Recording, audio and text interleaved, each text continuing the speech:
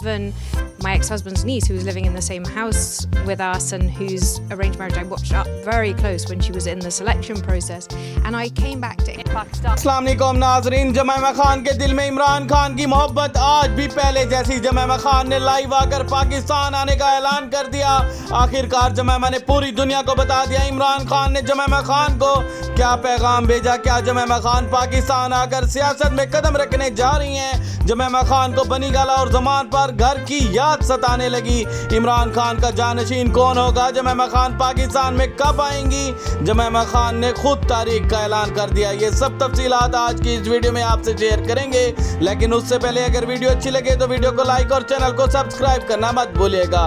ख़वातीन और हज़रात, आज कप्तान इमरान खान को जेल में कैद हुए 25 दिन गुजर गए हैं। अफसोस कि एक शख्स को रास्ते से हटाने के लिए क्या क्या जुल्म किया जा रहा है, लेकिन मैं आज उनको बताना चाहता हूँ कप्तान इमरान खान कोई आम शख्स नहीं, वो तो पूरे पाकिस्तान के दिल में बसता है। कैदी नंबर 804 तो बना दिया, लेकिन 25 करोड़ अवाम इस कैदी को अपना वजीर आजम देखना चाहती है। कप्तान पर जुल्म और सितम देखकर आखिरकार जमीमा खान ने खामोशी तोड़ दी और पूरी दुनिया को बता दिया।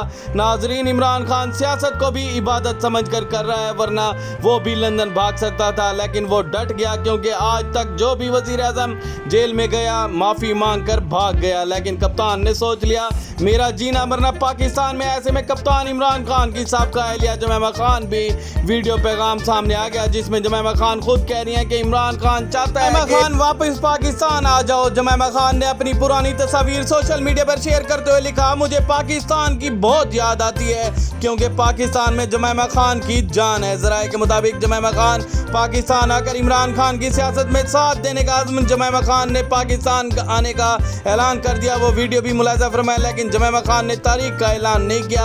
आप क्या कहना चाहेंगे इमरान खान और जमीमा खान के बारे में? अपनी कीमती राय कमेंट सेक्शन में। Even my ex-husband's niece, who was living in the same house with us and whose arranged marriage I watched up very close when she was in the selection process, and I came back to Pakistan.